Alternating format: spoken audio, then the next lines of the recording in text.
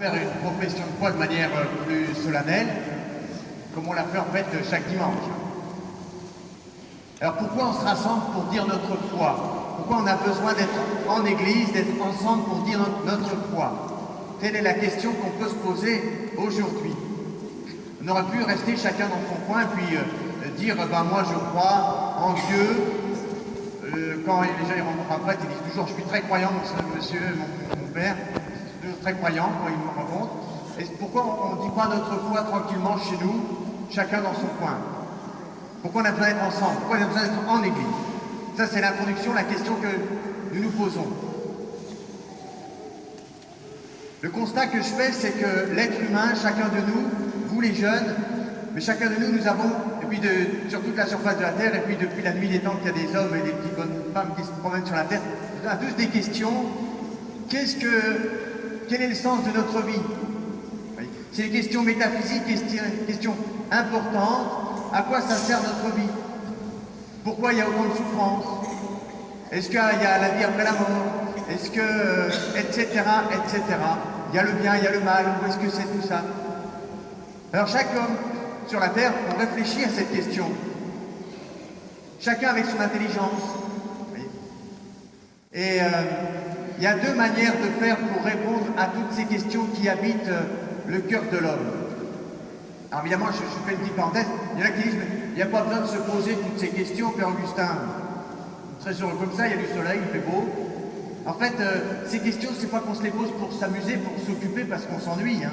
Ces questions, elles s'imposent à chacun de nous. Elles s'imposent et chacun de nous, on doit y répondre. Hein. Chacun pour sa part. C'est pas l'affaire que des catholiques, hein, répondre à ces questions. On doit chacun y répondre. Alors, je dirais, il y a deux manières de répondre à cette question. La première manière, c'est de s'appuyer uniquement et seulement sur ses propres capacités personnelles.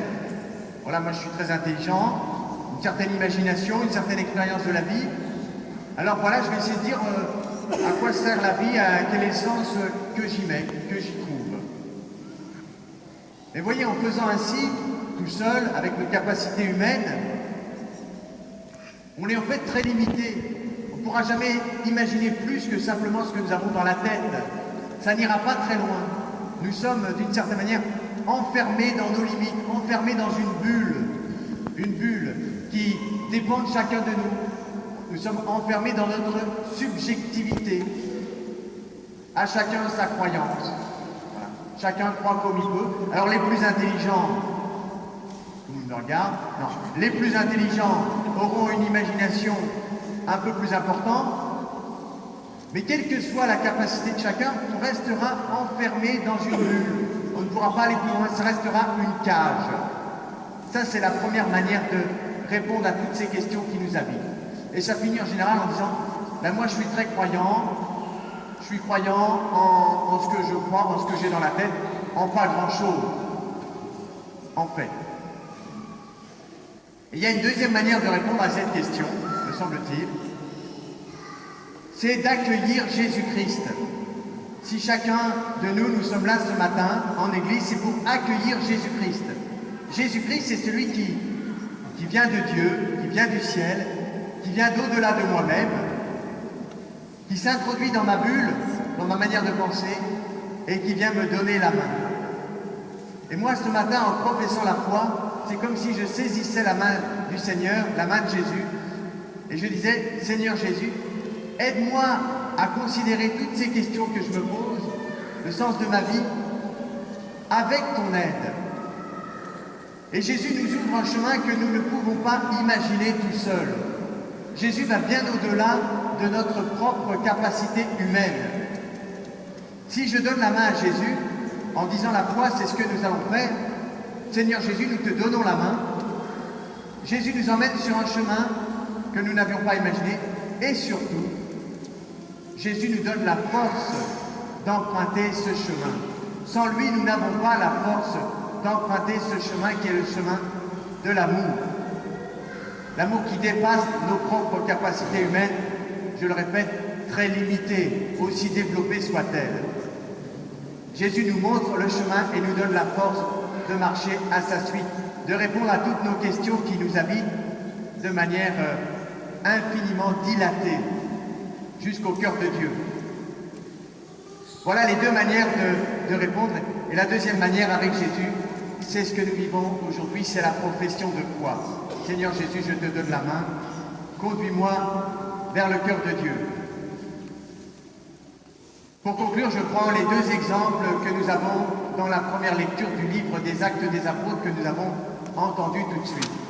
Nous avons le récit du martyre d'Étienne. Il y a donc Étienne, et il y a un autre personnage qui est nommé.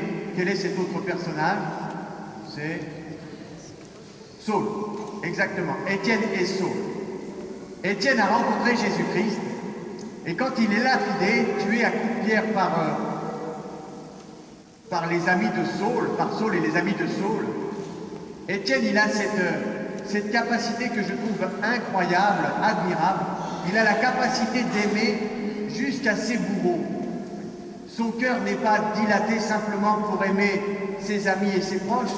Il est capable d'aimer jusqu'à ceux qui le mettent à mort. Oui, Étienne, avec la force de Jésus, a un cœur, une capacité d'amour dilatée, on pourrait dire à l'infini. L'autre personnage, c'est Saul. Saul, qui est enfermé dans sa manière de voir, dans sa religiosité très étroite, qui est enfermé dans sa haine. Saul qui ne voit pas plus loin que ce dont il est capable de comprendre. Et Saul met à mort Étienne. Quelques années plus tard, Jésus-Christ s'introduira dans la bulle de Saul, dans sa prison. Jésus-Christ se présentera devant Saul. C'est le chemin de Damas pour ceux qui connaissent. Et Saul rencontrera Jésus-Christ d'une manière, selon une vision. Il dira, qui es-tu? Jésus dira, je suis Jésus que tu persécutes. Et Saul accueillera Jésus-Christ. Saul donnera la main à Jésus-Christ. Et la vie de Saul sera transformée.